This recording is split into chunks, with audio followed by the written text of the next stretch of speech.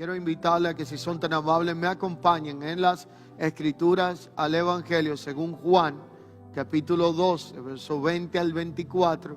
Y el tema de este día en la palabra es la muerte que da vida y el propósito que opera detrás del dolor. La muerte que produce vida y el propósito que opera detrás del dolor. Juan capítulo 12, versículos 20 al 24, un texto muy conocido que quiero en este día poder ocupar para enseñar lo que el Señor ha confiado a mi corazón para comunicarles en esta mañana. Declara la Escritura de la siguiente manera: había ciertos griegos entre los que habían subido a adorar en la fiesta. Estos pues se acercaron a un hombre discípulo llamado Felipe, que era de Betsaida de Galilea, y le hicieron una petición inusual y le rogaron, y diciendo: Señor, nosotros queremos ver a Jesús. Felipe fue, se lo dijo a Andrés. Entonces Andrés y Felipe fueron juntos donde Jesús y le comunicaron que lo estaban buscando estos griegos y que querían verlo, querían escucharlo. Entonces Jesús respondió: ha llegado la hora para que el Hijo del Hombre sea glorificado, anunciando anticipadamente lo que era la proximidad a su sacrificio. Pero luego entonces dice: de cierto os digo, que si el grano de trigo no cae en la tierra y muere, queda solo, pero si muere, llevará mucho fruto. Reitero esta última declaración: de cierto os digo, que si el grano de trigo no cae a tierra y muere, queda solo, pero si muere, llevará mucho fruto. La muerte que da vida y el propósito que opera detrás del dolor. El cuadro que se presenta en esta enseñanza es sumamente interesante, porque antes de Jesús ir a la cruz, existía un problema de enemistad que tenía que ver con asuntos religiosos, culturales, regionales, entre lo que eran griegos y lo que eran judíos o hebreos. Y estos griegos eran considerados como lo que la Biblia llama los gentiles, dentro de los cuales también éramos clasificados nosotros, porque no nacimos dentro del pueblo judío, vivíamos sin Dios y sin esperanza, y no éramos parte del pacto y de las promesas de Dios para con Israel el natural. Todo esto cambia con la muerte de Cristo, con la abolición de las paredes de separación que existía entre un pueblo y otro. Y entonces ahora Dios decide, por medio del sacrificio de Cristo, reconciliar a dos pueblos con un solo pueblo. Coloca en la cruz la reconciliación, donde ya no hay judío, ni gentil, ni libre, ni esclavo, ni hombre, ni mujer, sino una sola y nueva creación en Cristo Jesús. Dios no nos mira a nosotros por clasificaciones étnicas, no nos mira a nosotros por estatus sociales ni profesionales, no nos contempla a nosotros por ningún tipo de estirpe religiosa, sino que Él solamente ve dos tipos de personas en la faz de la tierra: el viejo hombre y el nuevo hombre. Entonces estos griegos llegan allí de forma inusual, van donde están los discípulos de Jesús y les dicen: nosotros hemos venido aquí porque queremos ver a Jesús, queremos escuchar de Jesús. Y esto no era lo normal. Los griegos hasta el día de hoy son amantes de la filosofía. Y la filosofía, o el amor por la sabiduría, es el gobierno de la mentalidad de Grecia. Y por esa razón los griegos aman la sabiduría Y por esa razón, la mentalidad de Grecia es aquella que busca sabiduría, conocimiento, pero no practica totalmente aquello que conoce, sino que lo recibe como una especie de enriquecimiento intelectual para mantener el mérito y la reputación de su sabiduría. Eso es sabiduría por sabiduría, no sabiduría con propósito de aplicación práctica. Entonces esto es lo que científicamente se conoce como una ortodoxia o ortopraxia, que es lo que es conocimiento teórico versus la aplicación práctica de lo que usted y yo conocemos. Es como el cirujano que pasa la vida estudiando para operar a un paciente, pero nunca ha visto sangre. Ni siquiera cuando están arreglando un pollo en la cocina. Y cuando llega a una sala de cirugías para aplicar todo el conocimiento, lo mínimo que puede suceder es que tenga un desmayado con conocimiento. Porque tiene conocimiento, pero no ha puesto en práctica lo que ha recibido, y no tiene una ortopraxia, sino simplemente una acumulación de información. Y estos griegos vienen allí y le dicen: nosotros queremos ver a Jesús, queremos hablar. Y a quien se lo dicen es a Felipe. Y Felipe hizo una cosa interesante que todos nosotros debemos aprender. Felipe salió corriendo a hablar con Andrés y le dijo: Andrés, dile a alguien que está a tu lado, Andrés, no es porque se llame así, pero es una práctica. Andrés, están buscando a Jesús. Y nosotros tenemos una responsabilidad, y es demostrarle a Jesús a quien no lo conoce. Y entonces ellos se pusieron de acuerdo, fueron donde Jesús y le mostraron a Jesús. Qué interesante que a veces las personas no nos quieren conocer a nosotros, sino al Cristo que habita dentro de nosotros. Y nosotros confundimos el cuadro y nos presentamos a nosotros mismos. Y se nos olvida que somos el cartero, pero no el portador del contenido. Y estos dos entendieron que ellos no eran el fin, sino el medio para que otros llegaran al Señor. Y fueron y se dejaron usar por el Señor, lo llevaron allí. Entonces Jesús, cuando ve que estos griegos se estaban interesando en conocer su mensaje, estos griegos equivalen a quien vive sin Dios y sin esperanza, quiere conocer el mensaje del Evangelio porque sabe que hay algo en ese mensaje poderoso, pero no necesariamente para practicar y vivir lo que dice el mensaje de la cruz.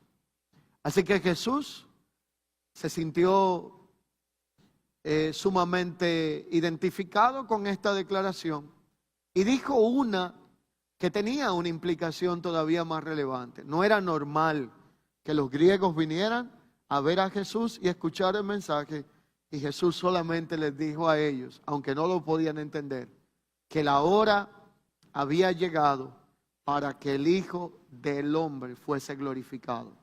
Porque lo normal era ir al pueblo judío, pero lo anormal era que quien no era parte del pacto y las promesas ya estuviera interesado en conocer la palabra y aquel que era el portador de la palabra. Y esta realidad tiene un cuadro muy interesante hasta aquí. Pero luego entonces, al final de este texto, Jesús hace una declaración desafiante, paradójica y sumamente provocativa. Él dice: es necesario que el grano de trigo caiga a tierra y muera para que pueda llevar fruto. El proceso de muerte involucra desprendimiento de la cáscara.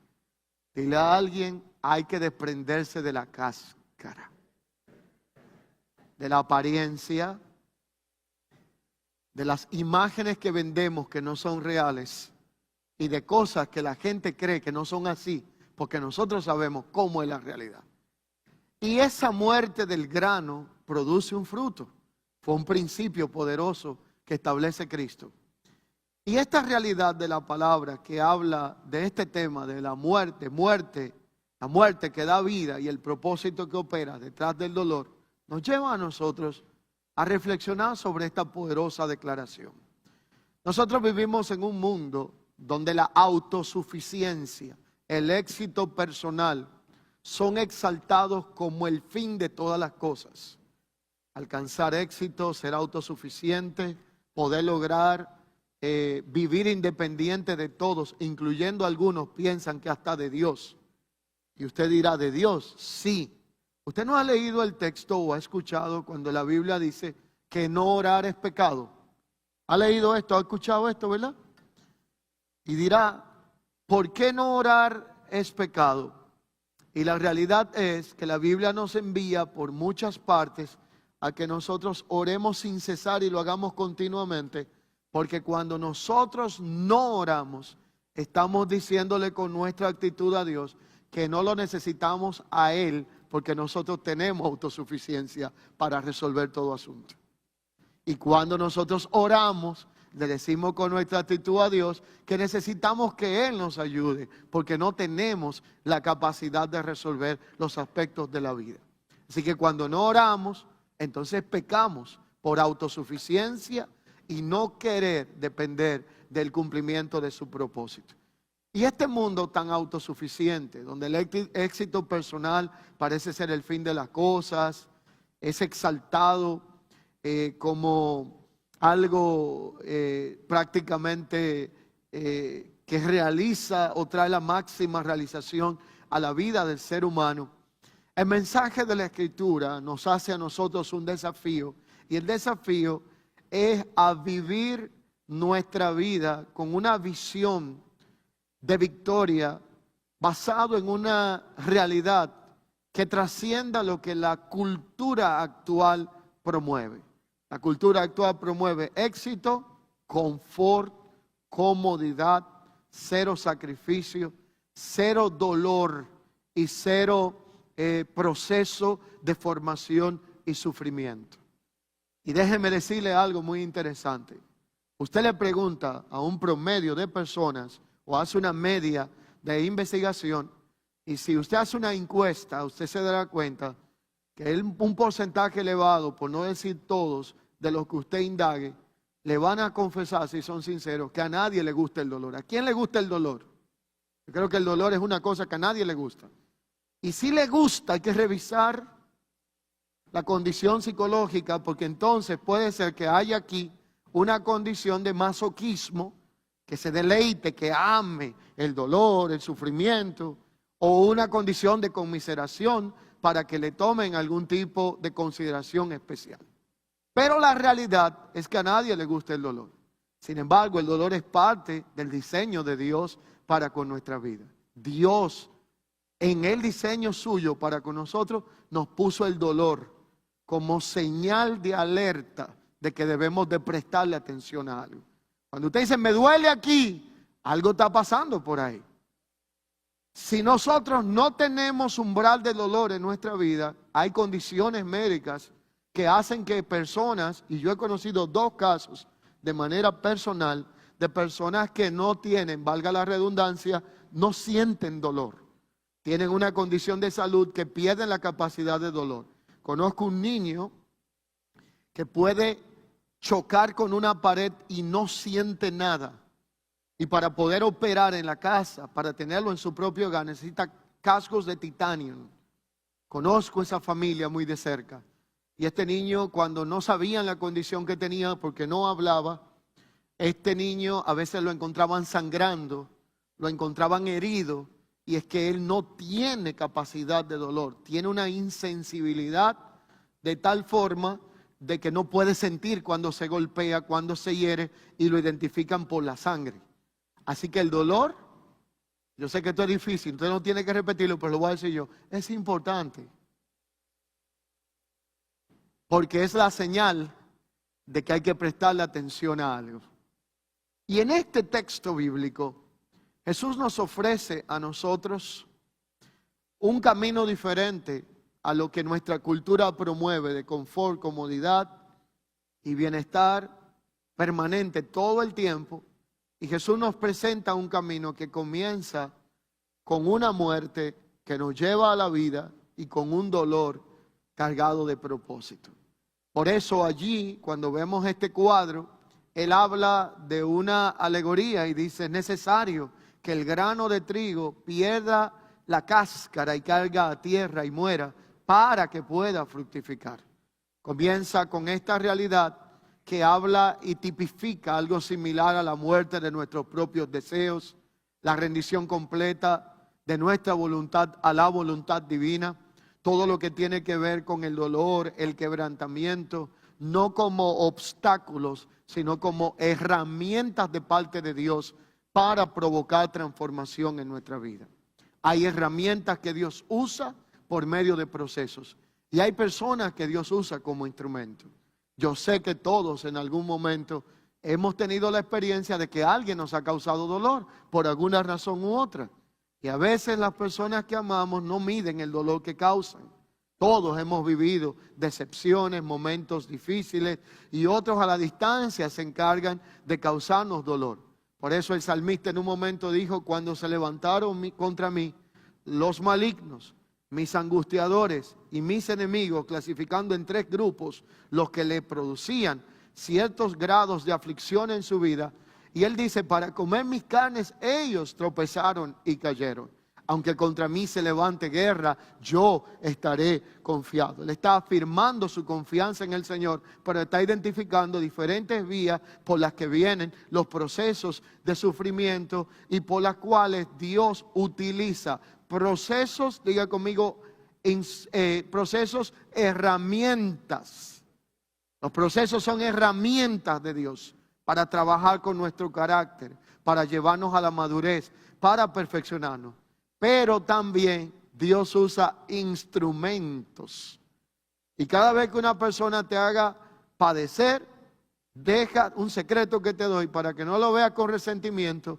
Llámale un instrumento que Dios está usando para trabajar con áreas de tu vida. ¿Cuántos han tenido varios instrumentos a la misma vez? Yo he tenido mis instrumentos. Pero hay algunos instrumentos que son como cuchillos botos que no logran hacerte tanto daño. Pero hay otros que son como unos bisturí que trabajan fuertemente en nuestra vida para hacernos cirugías. Trabajan con nuestra estima, nos derriban el orgullo, trabajan con nuestra paciencia, trabajan con la práctica del perdón.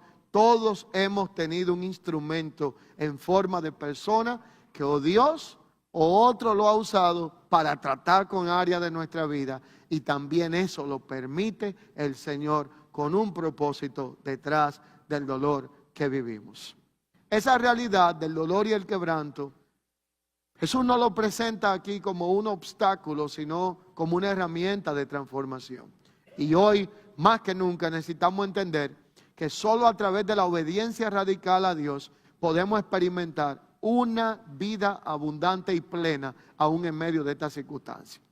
Y esto es lo que significa el ser discípulo de Cristo. Él padeció, nosotros padeceremos. Él fue en un momento experimentando el dolor y en quebranto, nosotros tendremos que vivir la experiencia.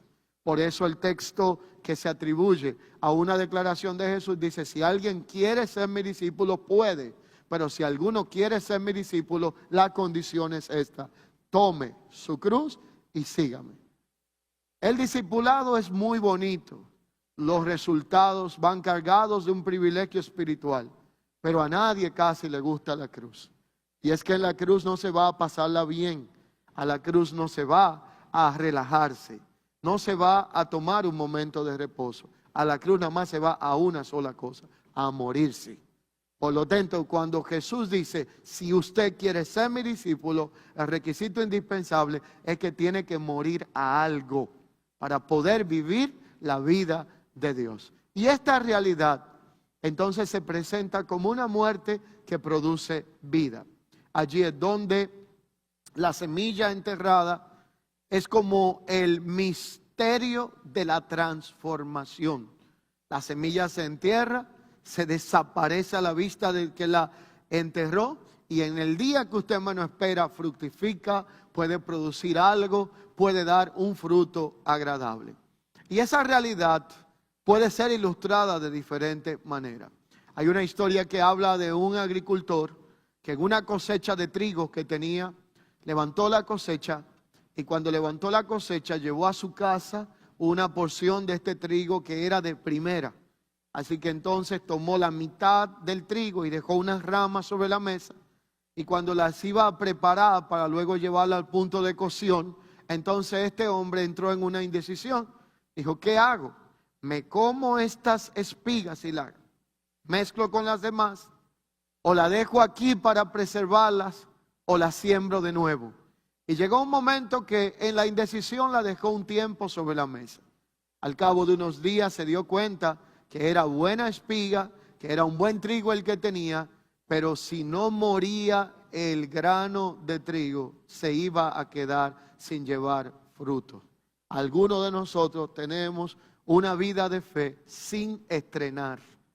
No le hemos sacado del plástico ni de la caja, ni le hemos quitado el papel de regalo, porque no la hemos dejado ser llevada al grado del proceso. Y este evangelio está designado para producir transformación. Y la transformación viene a través de procesos de dolor, viene a través de procesos de formación, de ajustes, de perfeccionamiento, que a lo largo de la vida de fe y de nuestra existencia, Dios va a permitir con propósito, va a tratarlo en nuestra vida para que podamos ver el perfeccionamiento del carácter de Cristo y ser llevado a un mayor grado de madurez en nuestra existencia. Jesús tenía esta misma realidad que vivir. Para explicar su muerte y propósito de sufrimiento, Él tuvo que enfrentar la cruz. Y muchas veces enfrentamos situaciones que son similares, pérdidas, sufrimientos, pruebas que parecen el fin, pero no lo son. Y logramos sobrevivir a ellas. Y Dios usa esas temporadas para traer los mejores y más extraordinarios frutos de nuestra vida. Entendimiento, experiencia, sabiduría, madurez, son la suma de haber vivido procesos en un momento determinado. Que si usted va allá al inicio, se da cuenta que solo veía dolor, pero si usted lo ve ahora, se da cuenta que trajeron resultados a nuestra vida. Dios permite que pasemos por diversos tipos de muertes en áreas de nuestra vida para que esto produzca un mayor fruto en nosotros. Yo sé lo que Dios está matando en mí, pero tal vez desconozco lo que Dios está matando en usted. En algunos se está matando la dependencia de sí mismo. En otros está matando el protagonismo, el deseo de ser vistos, reconocidos, tratados bien o cualquier otra cosa que haya en su vida. Probablemente lo que para usted es valioso, para mí no lo sea. Probablemente el grado y la escala de valor que usted le dé a un hobby que tenga, a algo que le llame la atención, no sea el mío. Hay cosas que le apasionan a uno, a otro no. Pero Dios siempre permitirá que aquello que ocupa su lugar en nuestra vida tenga que morir para que ese lugar que le pertenece a Él sea ocupado de la forma correcta. Y esa realidad entonces nos lleva a conocer una cosa que se llama diseño. Y es que el diseño es aquello que está en la mente del que crea o fabrica algo. Y esta realidad de diseño implica que usted y yo como seres creados por un Señor, por un Dios y Padre, fuimos creados en un grado de perfección. Usted es una creación perfecta de parte de Dios, una obra perfecta, mejor que el robot que quiere parecerse al humano, mejor que la máquina más excelentemente creada. Nosotros somos creación de Dios, hechos a imagen y semejanza de Dios. Por eso no nos sobra un ojo, por eso no tenemos dos narices. Por eso, gracias a Dios, nada más tenemos una lengua. Porque esto no había sido nada fácil. Yo lo digo por la manutención, no por otra cosa. No lo saque de contexto. Pero no había sido nada fácil tener seres humanos con dos lenguas o tres. Dios nos dio dos oídos y una sola lengua para que oigamos más y hablemos menos. Mire que no nos dio dos lenguas y un oído, gracias al Señor. Dos ojos y una lengua para que veamos más y hablemos menos. Fuimos creados perfectos, no nos sobra un riñón. No tenemos 4 pulmones, nada más 2 que necesitamos. Y todo lo que Dios nos colocó fue hecho en un grado de perfección. Pero dejó un espacio dentro de nosotros. Exactamente, en circunferencia, tamaño, espacio y todo lo que usted quiera, que Él como autor, como aquel por quien todas las cosas subsisten, fueron creadas, aquel que no es eminente sino preeminente, mayor que todo lo creado, dejó un espacio que solo puede ser ocupado por Él. Allí no cabe nadie ni nada que pueda sustituir el espacio de Dios en nuestra vida. Por eso el hombre se pasa la vida buscando placer para sustituir el espacio de Dios.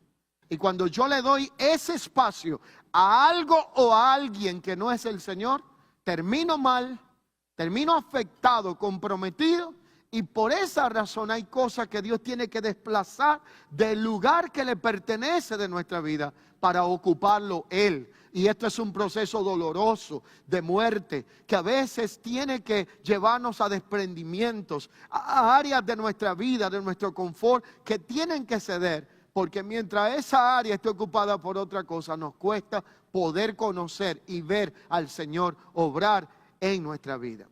Y esa realidad la podemos encontrar en diferentes formas en la Escritura. Allí es donde se habla de muertes de área de nuestra vida para producir un fruto mayor.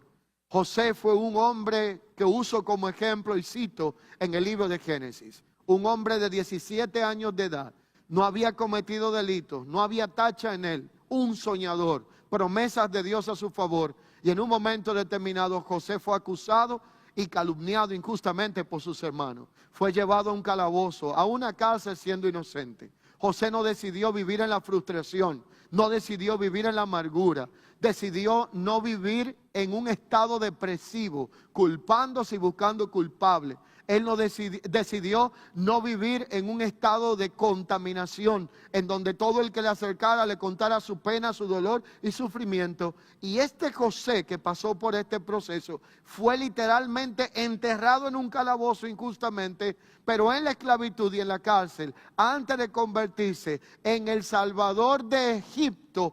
Y no solamente de Egipto, también en el proveedor de su familia. Su dolor tenía un secreto detrás que conllevaba el propósito divino y eterno de Dios después de su sufrimiento. Y es que hay propósito cuando usted padece por la causa correcta. Y esto es lo que la Escritura presenta y plantea. Y esa realidad nos debe de llenar a nosotros de esperanza. El máximo de los ejemplos fue Jesús. Jesús enfrentó la cruz, pero su sacrificio produjo la más hermosa melodía de salvación que se conoce en el mundo. ¿Cuál es el propósito detrás del sufrimiento? Cuando yo oigo hablar a alguien y decir que el Evangelio conlleva una salvación que es gratis, me preocupa. ¿Cuántos de ustedes han escuchado decir en algún momento de su vida que la salvación es gratis? Y esa es la mentira más grande que usted puede escuchar. Míreme así como me está viendo. Porque algo que es gratis no costó nada. Y la Biblia dice, y las epístolas declaran, a Pedro y otros, que usted y yo fuimos salvos, redimidos y adquiridos a precio de sangre. No se pagó con oro, no se pagó con plata, no se pagó con piedras preciosas, ni con el diamante más caro. Costó la sangre del Hijo de Dios en la cruz del Calvario. Y lo que se compra a un precio tan alto no se puede llamar gratis. Ahora vamos a aclarar una cosa. Diga conmigo a alguien que está a su lado, pero es gratuita. Y usted dirá, ¿y no es lo mismo? No. Lo gratis no cuesta nada, ni al que lo tiene, ni al que se le otorga. Pero lo gratuito, alguien pagó el precio y te lo dio a ti libre. Aunque tú no tengas que pagar algo, alguien lo pagó por ti. Por lo tanto, no es gratis, pero es gratuita, porque el Cristo de la gloria padeció. Y Isaías 53 declara que Él fue molido por nuestros pecados, entregado por nuestra transgresión. transgresiones, el castigo de nuestra paz fue sobre Él. Por su llaga fuimos curados. Y allí hubo un glorioso intercambio. Sacaron a los rehenes de la cruz, a los culpables, y lo intercambiaron por el inocente, para que cuando veamos la cruz nos acordemos que tú y yo debimos de estar en ese lugar, pero el justo fue por los pecadores, y ahora nosotros tenemos el resultado de su padecimiento. Pero costó un precio. Y es que todo lo que usted recibe cuesta un precio. Que no lo paga usted es una cosa, pero a alguien tuvo que pagarlo. Y a veces el sentido de gratitud se pierde cuando nosotros tenemos una mentalidad de que nada cuesta nada. Y ese sentido de gratitud tiene que estar en nuestra vida. Y esa realidad aquí la plantea, que cuando ese grano de trigo cae a tierra y muere, entonces da fruto, pero si no muere queda solo. Y esto habla de lo que tiene que ver con morir para vivir, una de las verdades más poderosas, pero a la misma vez más paradójicas que aparece en las Escrituras. La vida de fe requiere muerte. Muerte al ego, muerte al yo, muerte a la dependencia de nuestra propia capacidad, muerte al orgullo, muerte al protagonismo, muerte a la arrogancia, muerte a la fama, muerte a la fortuna, a la avaricia, a la ambición, a muchos aspectos a veces hasta el mérito hay que morir para poder fructificar conforme al propósito de Dios. Y allí encontramos crecimiento espiritual, madurez, avance en la tarea que se nos ha encomendado. Y allí entonces es donde Jesús usa esta frase poderosa: si el grano de trigo no cae a tierra y muere, no puede llevar frutos. Por lo tanto, Él está hablando de su sacrificio, su muerte, su resurrección, pero de un estándar para todo aquel que en Él cree, cómo sería este estilo de vida. Y esta realidad conlleva varios aspectos interesantes. Aquel amor por la vida versus la muerte que da fruto. Y es que aquí hay una aparente contradicción. Por eso en un momento determinado Jesús hace una declaración muy controversial dentro de sus predicaciones o sermones en un momento.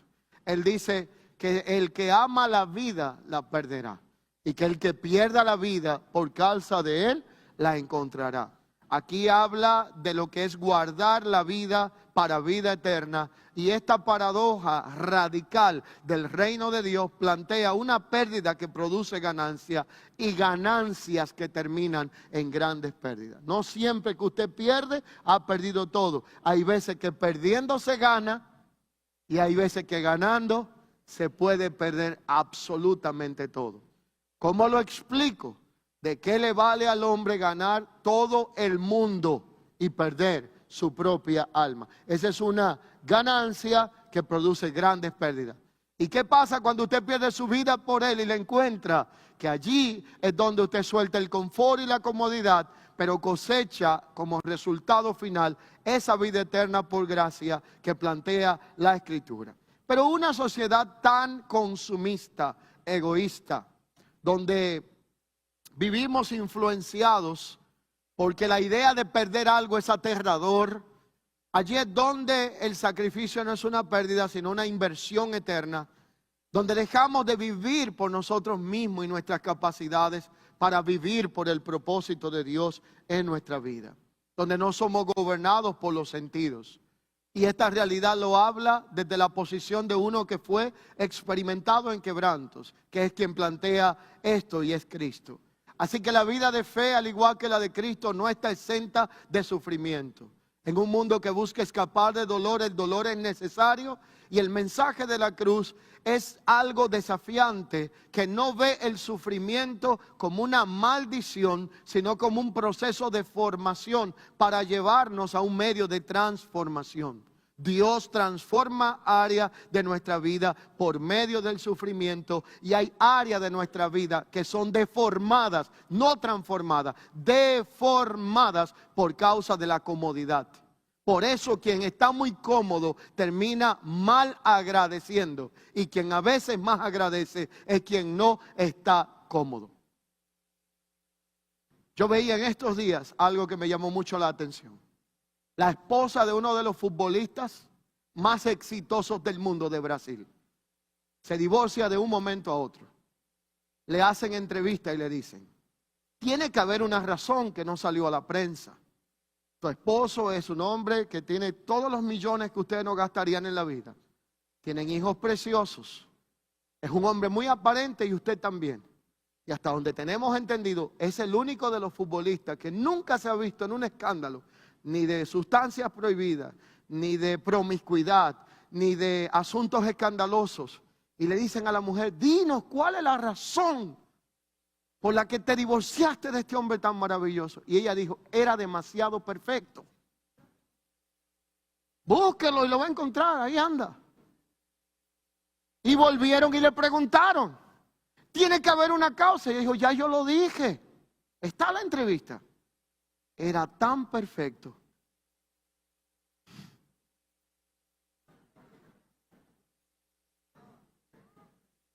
Ay, Dios mío.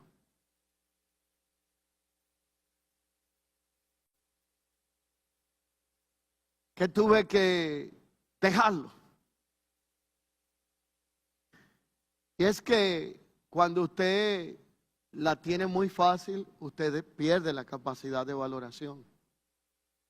Por eso suele suceder que cuando usted transita los campos, encuentra personas nobles y agradecidas. Y cuando va a los lugares donde hay más profesionales y personas altamente competitivos, encuentra las groserías y maleducación más grande. No consiste en conocimiento, consiste en gratitud. Y esta realidad tiene mucha aplicación en nuestra vida. Por eso vemos que la vida de fe está cargada de procesos de formación. Y el propósito de uno de ellos se llama el quebrantamiento. Diga conmigo, quebrantamiento. Y el quebranto tiene que ver con una palabra relacionada con rotura.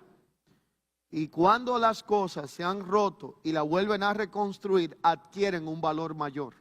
Por lo tanto, en medio del quebrantamiento se rompen cosas de nuestra vida, pero Dios las restaura para una forma mucho más valiosa y gloriosa. Y el quebrantamiento no consiste en una palabra compuesta donde Él quebranta y yo miento. No es eso quebrantamiento. El quebrantamiento es un proceso donde Dios quiebra áreas de nuestra vida interna para Él ser la fuente de nuestra dependencia. Y esa realidad entonces nos lleva a nosotros a entender aspectos clave de esto. Jesús fue como ese grano de trigo que cayó a tierra para enseñarnos el principio de algo muy elevado que en un momento determinado Pablo enseñó en Romanos capítulo 12, versículo 1 y versículo 2. Jesús fue a la cruz, fue sacrificado y su quebranto trajo resultados a nosotros. Pero el quebranto de la cruz fue caracterizado por sacrificio. Y en la Biblia, en los diccionarios bíblicos, todo lo que tiene que ver con un sacrificio como el de Cristo está relacionado con sangre. Y nosotros, entonces, como no vamos a repetir los rituales del pacto antiguo, gracias a Dios que Cristo pagó el precio para que usted y yo no tengamos que ser sacrificados con sangre. Así que el de Cristo fue por fuera, el nuestro se efectúa por dentro. Y Pablo lo presenta de una manera tan elevada que Romanos 12:1 dice, quiero que presentéis vuestros cuerpos como un sacrificio sin sangre, vivo, santo y agradable a Dios, que es vuestro culto racional. Por eso hay áreas de nuestra vida que tienen que ser llevadas al lugar del sacrificio. Por eso hay actitudes que hasta que no sean llevadas al lugar del sacrificio, vamos a tener mucha infelicidad y vamos a poner infeliz a todo el que nos rodea porque no nos queremos desprender de ese patrón de conducta inadecuado, de ese carácter que muchos dicen, yo nací así, así soy, así viviré y quien me ame que me acepte de esta manera. Excelente, si tú te amas así, entonces disfruta tu dolor, pero no se lo hagas a otro porque de alguna manera necesitamos entregar a Dios esa área de la vida para que pueda surgir aquello que Dios quiere manifestar de nosotros. Y aquí en esta realidad, entonces Jesús usa este ejemplo para hablarnos e ilustrarnos lo que luego Pablo presenta como un sacrificio vivo. El ejemplo de Jesús fue en su propia vida, la praxis fue su propia vida, puesta en ejemplo para aquellos que tomaríamos la cruz. Pablo dice, sean ese sacrificio vivo, santo, agradable a Dios, que se convierte en un culto racional. Y esto tiene explicación. Y aquí hay una ilustración que quiero tomar en cuenta para con usted. Cuenta una historia de que un día, un hombre de esos que se dedica a la labor de minería y de aspectos que tienen que ver con piedras preciosas, se dedicó a buscar una ostra para ver si encontraba algún tipo de perla en ella. Y se fue por los lugares donde él sabía que podía encontrarla y encontró una ostra que no parecía tan llamativa por fuera, pero se veía por su forma que tenía mucho tiempo y podía tener algún buen contenido. La buscó, la llevó a un lugar, y cuando la llevó a ese lugar, entonces empezó el proceso para abrirla y poder hacer que liberara lo que la ostra tenía dentro. Cuando él abrió y cogió todo lo necesario para abrirla, aperturarla, descubrió una tremenda sorpresa. La ostra, que se veía vieja y abandonada por fuera, tenía una tremenda perla por dentro, hermosa, valiosa. Y este hombre estaba contento y exclamaba, encontré una perla valiosa, se ha arreglado mi día, las cosas van a cambiar, voy a vender esto. Y lo que más lejos él tenía era que había un niño cerca de él, de esos niños que todos hemos conocido uno, que pregunta por dónde se le entra el agua al coco, de dónde nació primero el huevo, la gallina. Usted ha encontrado esos niños que preguntan tanto que usted no sabe ya al final ni qué responderle. Y este niño estaba mirando al hombre y le dice, espérese un minuto, caballero. Eso que usted está diciendo está muy interesante, pero yo tengo una pregunta. Y la pregunta del niño era, ¿cómo es que las ostras producen perlas? Entonces el hombre comenzó a explicarle, le dijo, hijo, tú no vas a entenderlo todo, pero yo te voy a decir cuál es la respuesta a tu pregunta. Tengo muchos años dedicado a esta labor y me costó tiempo entender un proceso maravilloso. La ostra está casi herméticamente cerrada, pero tiene un pequeño punto de acceso. Tiene una debilidad, que es un área por donde puede entrar circulación de agua y de aire. Y un día de la vida de la ostra, un grano de arena accesa el área vulnerable y hiere la parte interna de la ostra. Y cuando hiere la ostra, ese grano de arena, como un cuerpo extraño allí dentro, entonces dentro de la ostra, ese grano de arena produce que la ostra reaccione y traiga un proceso reactivo de inflamación interna, y la membrana de la ostra libera una sustancia que se llama el nácar, que cubre la piedrecita para proteger la ostra de otras piedras y de que le haga daño. Y esa sustancia que libera cubre la piedrecita y la cubre también, que la sella, y de un proceso de inflamación, de dolor y de herida nace una piedra cara y preciosa llamada la perla. Aplicación. La vida a veces nos trata como la ostra. El día que usted más no espera, no viene un grano de arena, viene un bloque de 8. Una piedra de esas que usted sabe, y te da donde tú menos esperas. Y lo que más duele es cuando te da en las áreas que tú más cuidaste y en el primer descuido te sorprende. Y allí creemos que todo se terminó. Y allí pensamos que llegó el fin de nuestros días.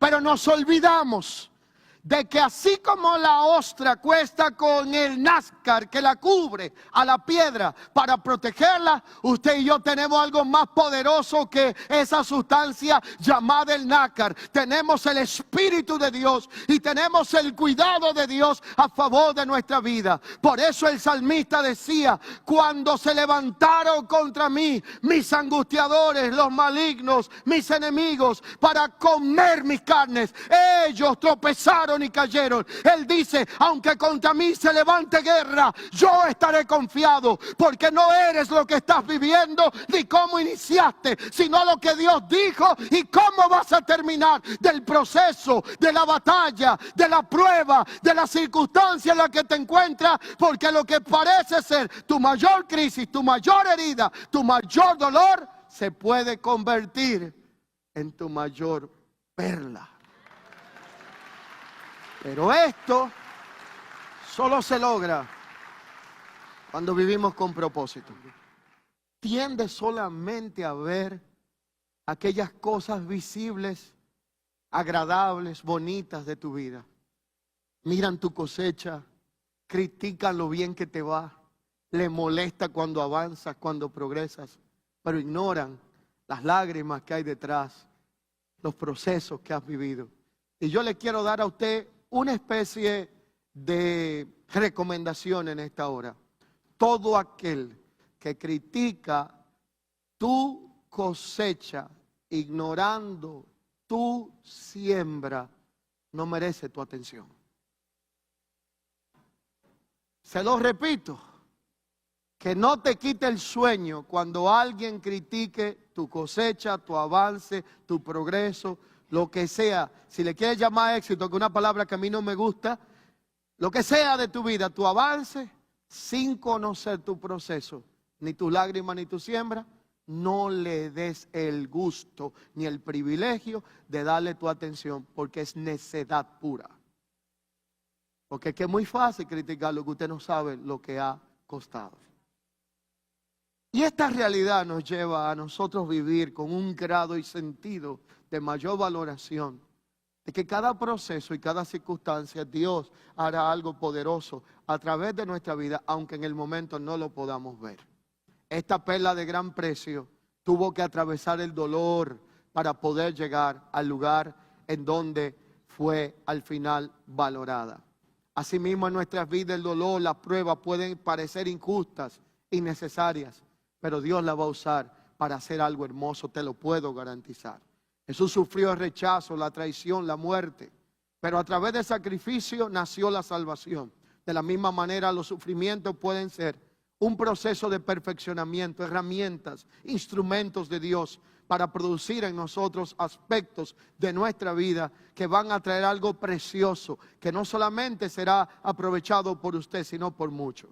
El ejemplo de Pablo: sufrió prisiones, azotes, cárceles, naufragio, pero él dijo en 2 Corintios 4:17, hay algo que he aprendido, es que estas leves tribulaciones momentáneas producen en mí un cada vez más excelente y eterno peso de gloria, pero ese peso de gloria lo aprendo a valorar cuando no me enfoco en lo que se ve, sino en lo que después Dios hará como resultado de aquello que estoy viviendo.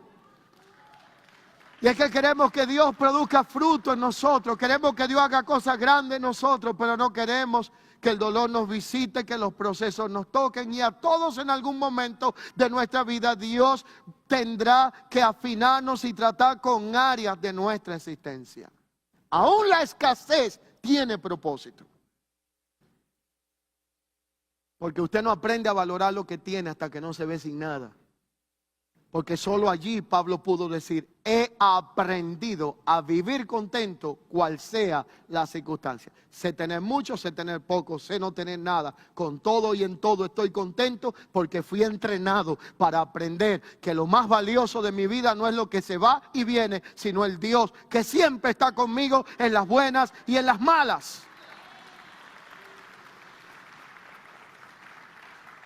Y esta realidad entonces se convierte en la antesala de lo que Pablo luego dice después de la cruz. Presente en su vida como un sacrificio vivo. Y esa realidad de Pablo, en un sentido práctico, se explica de una forma. ¿Cómo es ese sacrificio vivo? Y es que Primera de Juan, capítulo 2, versículos 15 al 16, nos explica 3 fuentes de donde vienen todos los problemas que nosotros encontramos en la vida y todo lo que nos aleja y nos separa de la comunión con Dios. Primera de Juan 2, del 15 al 16. Allí dice, porque los deseos de la carne, los deseos de los ojos y la vanagloria de la vida es aquello que no proviene del Padre. Deseos de la carne, ayúdame, deseos de los ojos y vanagloria de la vida. Todo lo que el mundo puede ofrecer se reduce a estas 3 cosas. Explico la primera, deseos de la carne. Incluye todo lo que apela a nuestros apetitos, deseos excesivos, aspectos que fueron diseñados y que no son malos, pero cuando vivimos solo por ellos y solo para ellos, se convierten en destrucción para nuestra vida. Allí podemos mencionar deseos excesivos por comida, bebida, sexo, cualquier otra cosa que satisfaga necesidades físicas de nuestra vida, que no son malas, pero en exceso, en idolatría hacia ellas y en búsqueda obsesiva por ellas, nos lleva a una condición que hoy día es normalizada en el mundo en que vivimos, pero no fue parte del diseño de Dios, y se llama el hedonismo. El hedonismo es la búsqueda de placer por placer, sin un objetivo en mente. El hedonismo está gobernando la mentalidad de nuestra generación. Cantidad de personas pierden la vida, la salud y todo por culpa del hedonismo. Veía no hace tanto una noticia que creo que muchos pueden haberla visto. Está al acceso de cualquier persona que tenga como googlearlo. San Google lo informa. Y es que en China, cuando salió uno de los últimos modelos recientes del iPhone, un joven, uno de estos jóvenes que quieren estar al último grito de la tecnología y la moda, se sometió a una cirugía ilegal para que le extirparan un riñón para venderlo en el mercado negro para comprar un iPhone que no lo disfrutó. Le realizaron la cirugía, le pagaron una cantidad de dinero, le enviaron su iPhone. El de los primeros que llegó fue el de él. Se hizo todas las fotos que pudo, todo operado y con su situación, pero empezó una crisis renal que lo llevó a un paro renal y una situación que lo deformó, falleció y el teléfono quedó casi sin estrenar. Vanidad de vanidades, penoso, ¿ah? Y esta realidad informa lo que tiene que ver con los deseos de la carne, ese hedonismo, la búsqueda de placer. Y hoy día, para casi concluir, hay quienes han tenido la osadía de reorientar el evangelio y rediseñar un pseudo evangelio. Y la palabra aquí pseudo, o voy a usarla de esta manera, mire, quiero usar una palabra que para mí es una palabra muy, pero muy delicada. Voy a usar la palabra un heteroevangelio. Y la palabra hetero es uno que se parece, pero es de diferente clase y componente. Y muchos hoy día, entendiendo la apelación del alma de una gran parte de nuestra generación, la búsqueda de placer sin responsabilidad ni régimen de consecuencia, entonces han rediseñado un tipo de evangelio diferente al evangelio de Cristo, que incluye cruz, y es un evangelio exitista. La mayoría de estas personas se esconden detrás de una cámara y de un dispositivo porque te profetizan y te predican de todo, pero nunca tienen responsabilidad para avalar lo que te están diciendo. Y si todavía se apedrearan los falsos profetas, faltaran piedras en este tiempo. Te profetizan que te va a ir bien, que tendrás una vida lujosa, exitosa, pero sin compromiso, sin proceso, sin sufrimiento, sin dolor. Y eso se llama evangelio sin cruz y no es el evangelio de Jesucristo. Y literalmente ese evangelio es un tipo o un pseudo o un hetero evangelio que literalmente se llama evangelio antropocéntrico, donde el enfoque y el punto central del evangelio no es Cristo porque fuera cristocéntrico, no es Dios porque fuera teocéntrico, sino antropocéntrico porque el enfoque primario, el centro, es el bienestar del hombre más allá del vínculo de responsabilidad para con su Creador. Vive bien y no te importa lo que pase después. Disfruta el momento. Tu mejor tiempo es ahora. Aquí y ahora. No hay que preocuparse por nada después.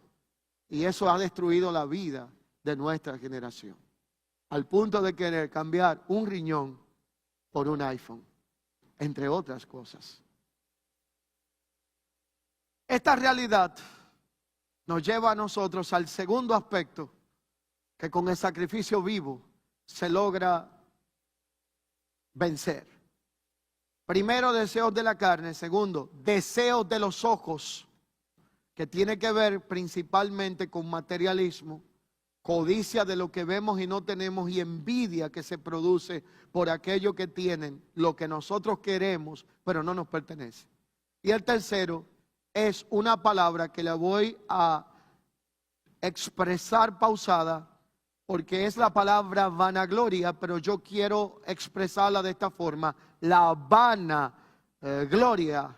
Y esa vanagloria es el orgullo de la vida, que se define por cualquier ambición, por aquello que nos hace sentir más grandes, más poderosos y que tenemos más derecho o algún tipo de mérito que lo que otros tienen. Vana es la gloria de la vida.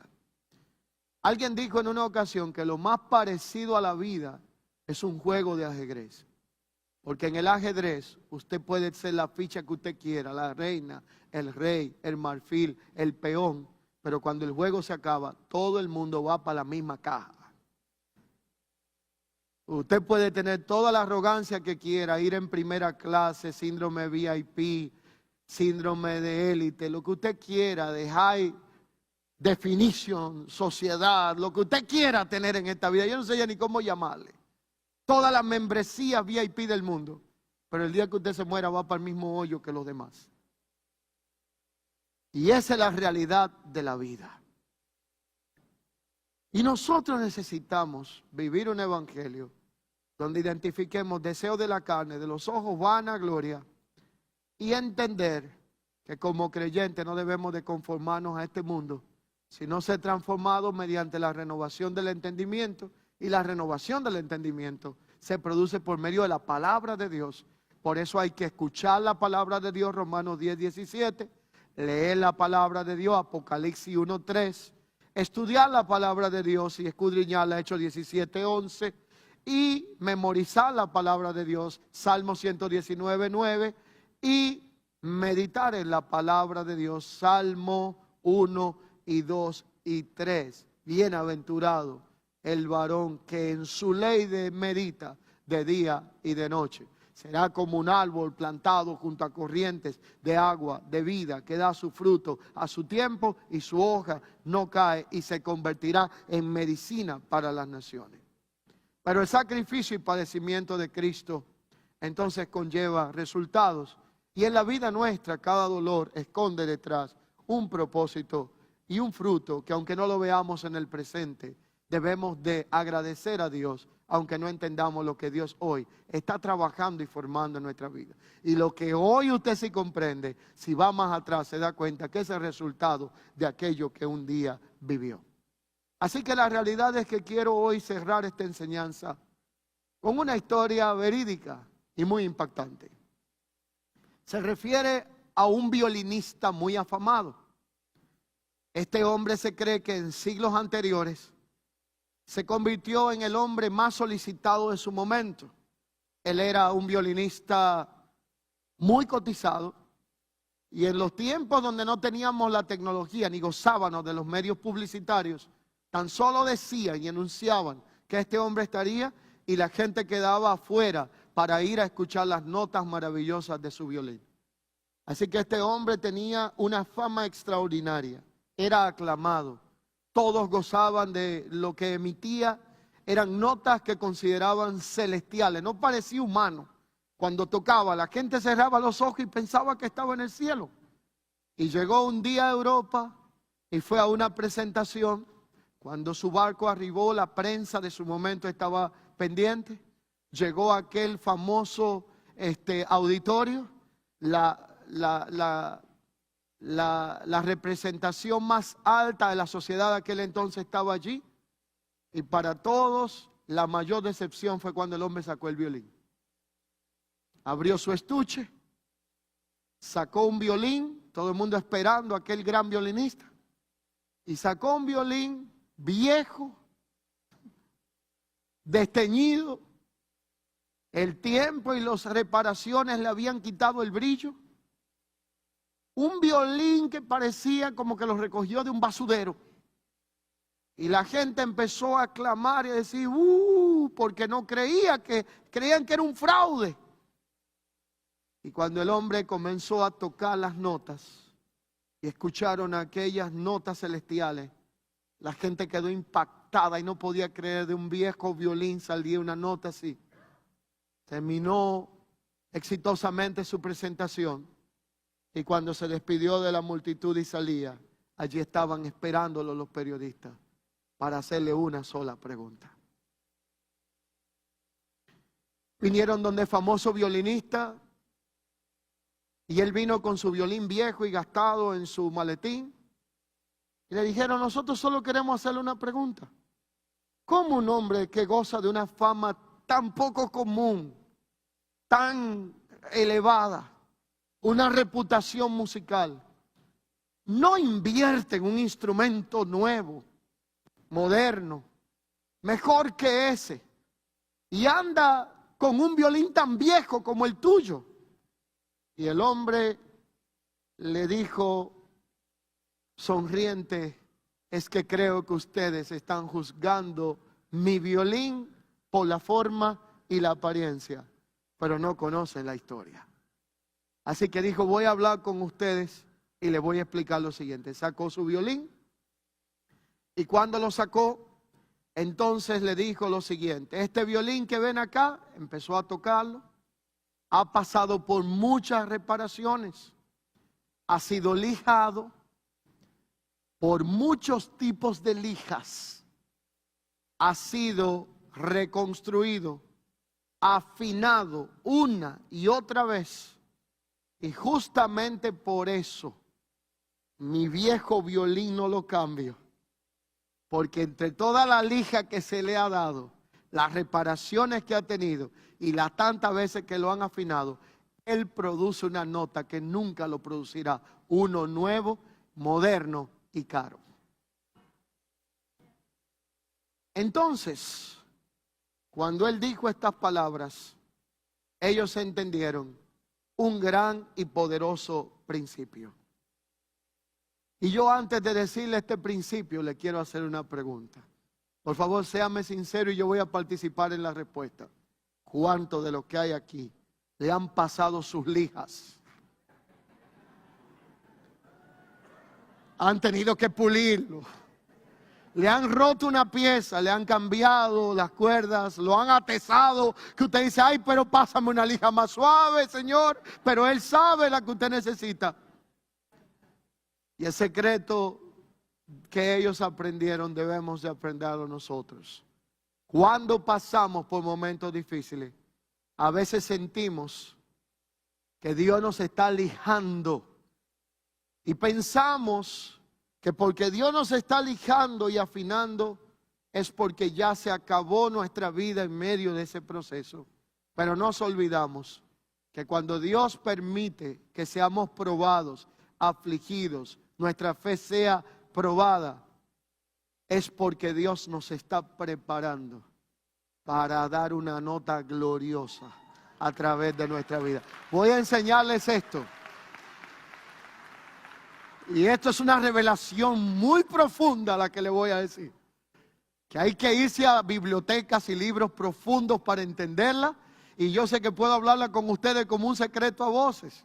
Nadie afina un instrumento para guardarlo. ¿Usted ve qué profundo?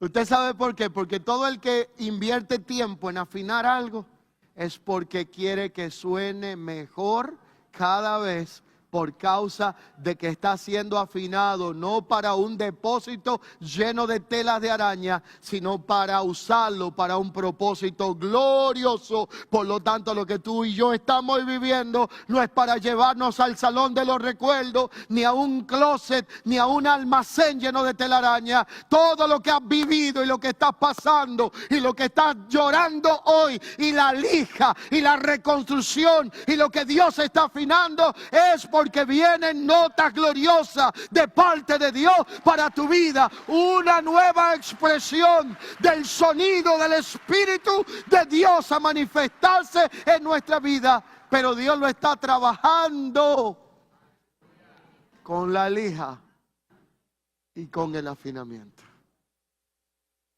Y como quiero concluir donde comencé, Jesús entonces a esto le llamó de la siguiente manera: si el grano de trigo no cae a tierra y se muere, se va a quedar sin fruto. Pero si el grano de trigo cae a tierra y muere, entonces llevará mucho fruto. Por esa razón, la única muerte que produce vida es cuando, paradójicamente en esta declaración, nosotros dejamos de vivir para el mundo y para nuestro propio deleite egoísta en nuestra naturaleza humana, y morimos a muchas cosas para empezar a vivir para Dios. Allí es donde aprendemos a conocer el propósito detrás del dolor.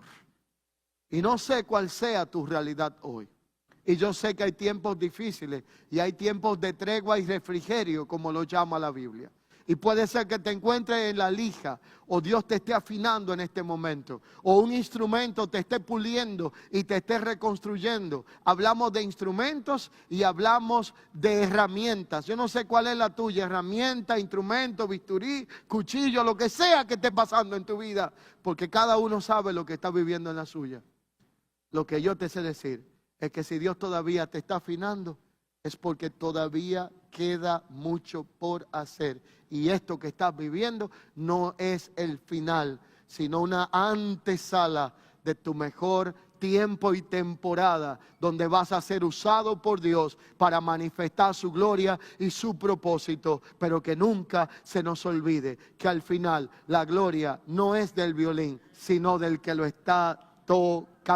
Por lo tanto, usted y yo solamente somos participantes de esto, pero al final el que merece el honor y la gloria es aquel que hasta aquí nos ha traído, que hasta aquí nos ha sostenido, y que si estamos de pie es por su gracia. Y la gente te encuentra en la calle, y yo no sé si le pasa a usted, pero me he encontrado amigos de infancia, y cuando me lo encuentro digo: pero ¿y qué te pasó? Parece que tienes 25 años de más. Y a mí me dicen: tú te ves más joven que cuando nos veíamos. Y yo le digo: no soy yo, es la gracia de Dios operando en mi vida. Y tú te das cuenta que hay muchos mejores que tú, más sabios que tú, más inteligentes que tú, pero no están donde está, porque no es usted, es la gracia de Dios operando en su vida. Cada lija, cada afinamiento tuvo un propósito que ahora se traduce en dar gloria al nombre de aquel que nos está usando para manifestar su propósito.